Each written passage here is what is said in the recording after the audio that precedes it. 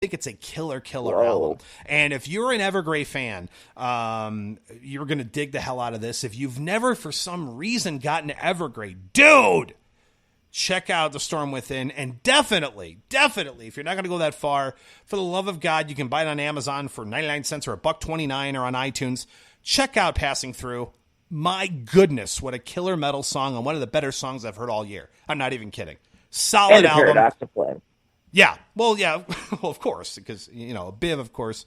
Biv, at the end of this year, I think we're going to have the top 10 2016 metal ballads. And it'll just be Biv's episode to run with. And then I'll just sit there. It'll just be me and my tampon in a corner. Exactly. Drinking I don't know, some wine coolers or something. But anyway. Yes, I'm drinking a blush rosé. Coming soon, Biv's top 10 metal ballads of 2016. But I'm telling you, guys, check out Evergrey's most recent album, Storm Within. If you're a metal fan, period, shame on you if you haven't had an interest in these guys yet. But if you haven't, pick up The Storm Within. Killer album. Check it out. One of the better albums I've reviewed all year. Hey, it's Nate Loosemore from Lost in Thought, and you're listening to According to Metal. Joining us on According to Metal this week, once again, Biv comes through with another killer guest of another killer band that sadly most people haven't got a chance to hear yet, but we're going to hear not only more about the band and their music, but we're going to actually get to see them live here in a couple of weeks, which we're really excited to do. But joining us on According to Metal is Tony Piccoli from Imminent Sonic Destruction. Again, a band with already a really killer album that came out a couple years ago. They had a new album that's coming out the day we're going to see them live, which is going to be really, really cool. But we're excited to learn more about the album and share that stuff with you. So, Tony, welcome to According to Metal, my friend. Hey, thanks for having me. Well, thanks for being here, man. Now, we are excited that we get a chance to see you here in a couple of weeks. I've never got a chance to see you live. I know Biv hasn't either, so we're really looking forward to that. And I know that you have a new album coming out on the same day. So that's going to be a pretty exciting thing. What can you tell, if you go back and listen to your first album, and one of the things that really stood out to me that I got to give you props for, and a lot of bands, when you read the description of what they think their sound is, sometimes don't do it justice, in my opinion. And so you label yourself as a progressive metal band, and I would agree with that. But then you also pay homage to like Strapping Young Lad and Meshuggah and all of that. And I heard a lot of that, a lot of groove metal sound essentially in your first album, which I thought was really, really cool and definitely different than the traditional, quote unquote, what you would expect a prog metal band to sound like. What kind of sound can we expect from the new album coming out here in a couple of weeks? Well, of course, we are who we are. So you're going to get a little bit more of the same as what you got from the first album, from Recurring Themes. But I would say you're probably going to get a little bit more of a matured sound, taking all the elements from our first album and kind of honing it into what I would say are better songs, better structured instrumental parts.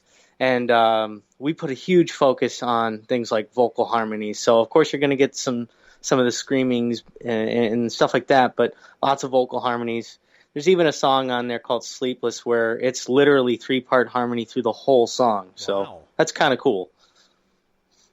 That's very cool. Now, you say better songs, but I got to tell you, I was thoroughly impressed with some of your songs on the first CD. Well, thank you.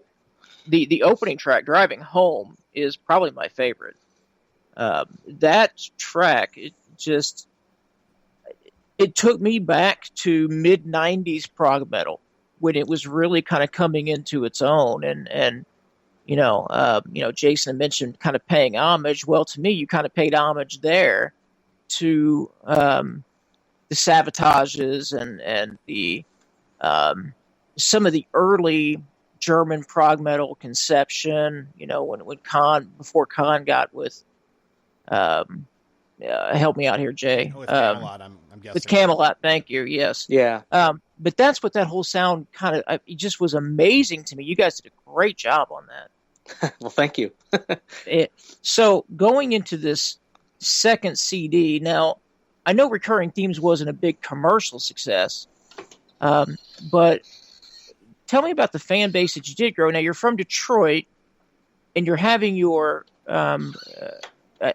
I guess, release party. I don't know what else you would call it, opening for Circus Maximus, which is awesome. Yeah. Tell me how that whole thing came to be with Circus Maximus. Well, I mean, we're doing a short run. We're doing the short run with them from Chicago through a couple shows in Canada, Montreal, and Toronto, and then ending in New York. They're moving on to Prague Power, and we're either going home or going to go hang out in Atlanta and just be there. Oh, sweet! Yeah, it's going to be awesome. So we got this tour the same way that we have gotten our other tours, is through our booking agent, and it just kind of worked out beautifully where, September 2nd is our CD release, and hey, it happens to coincide with a short run with Circus Maximus. So just kind of worked out perfectly in that regard. Awesome.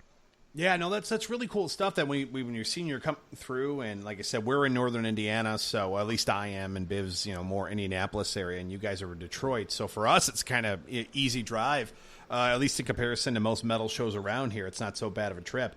So we're obviously excited for that. But when we're talking about like the looking at your previous album, when you're looking at recurring themes, kind of walk me through your forming of the band as a whole, because looking back, you had done some previous things, moved back home to Detroit, and wanted to kind of start a band with your own kind of vision in mind. So I've always found it fascinating how bands, especially in America, because it's just not as common, unfortunately, when you're looking for in Detroit, not being what I would consider a booming metal hotbed, but maybe you can tell us some stuff we don't know. How did you align and get the lineup of exactly who you wanted in the band to kind of fit exactly with what your vision is as kind of the creator of the band? Well, a lot of the songs I had just kind of written on my own. I demoed them at, my dad's house, when I was still young enough to be living with my parents. And then, the more I wrote, the better the demos got. And songs like Driving Home and Raven came out of that. And then, a few years later, those songs got to a friend of mine. His name's John Kotzian. His nickname is Coggy, and that's what I will refer to him as from here on out. Okay. He runs YetziJam.com. Oh. And cool. Okay. Which is based out of Ann Arbor, so not too far from Detroit, where I live. So I sent him my music, and we were friends online for a while anyway because of forums, and I got to know. Online, I got to know Pat DeLeon, of course, former Tiles Great, and at the time that I knew him online was current Tiles Great, and I knew guys like Pete from local bands. I knew Brian from a local band called Justify, and fast forward a little bit, Kagi hears these demos. He's throwing together a little miniature festival that he would throw with his friends, where they'd have bands come out and play, and there'd be beer and barbecue and stuff like that. And he said, "Listen, Tony, I want you to play this festival. I want you to play this show, and I'm going to put a band together for you." This is Kagi telling me this. No way.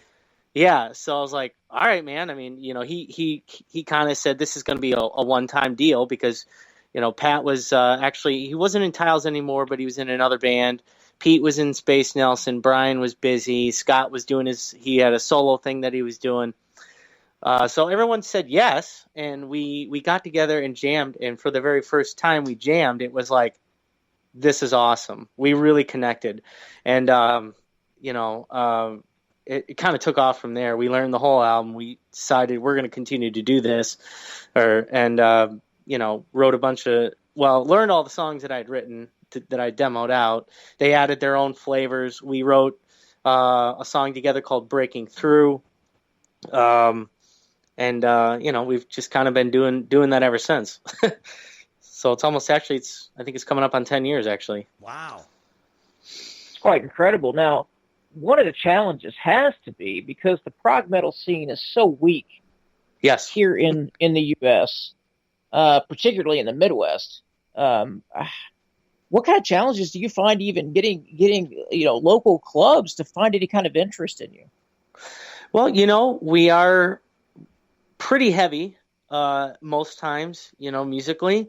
So we get to hang out and fit on a lot of bills with metal bands. Some of them are really bad. Some of them are just nonstop, like, which is fine. Obviously I like death metal and stuff like that. And I'm a fan of it, but you don't necessarily want to pair up with them all the time. But there is actually a lot of really talented musicians, and they've put together some good metal bands out here.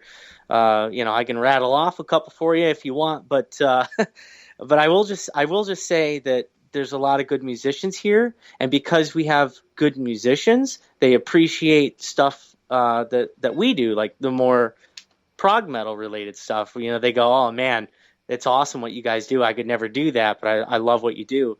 And because we've been here for 10 years, we've gotten to know a lot of people around the area who've come to appreciate it. And of course, touring helps. When you play a show in Detroit with Fate's Warning, people are they're gonna know who you are now. Yeah, no, right. that certainly helps. Absolutely. Now speaking of the new album coming out, if there is a song that, if someone had 10 minutes to check out Imminent Sonic Destruction, maybe even only 5, what's the one song that you would say, yeah, this is the one that you should check out? And more importantly, this is the kind of the sound that we are kind of what our trademark sound would be. What would that be? Well, if I got 10 minutes, I've got just enough time to show you a song called The Fog, which is currently our single off of Triumphia. And it's quickly become a favorite when we play it live. Everyone on our tour with Fate's Warning, they would come back and say, "Man, that song was awesome." And of course, locally when we play, everyone kind of sings along with it too. Sweet. And so I would definitely say The Fog. It's got a little bit of everything you need in it. It's got a nice little instrumental section, lots of vocal harmonies, and it's just heavy, and it really it grooves along. So Awesome. Definitely The Fog. I've yet to hear it. Of course, we're going to hear it live in a couple of weeks, but let's check this out now for the first time. Of course, me hearing this, maybe even you hearing this. This is off of Imminent Sonic Destruction's newest album coming out here in a couple of weeks, Triumphia. This is the track, The Fog. Check it out.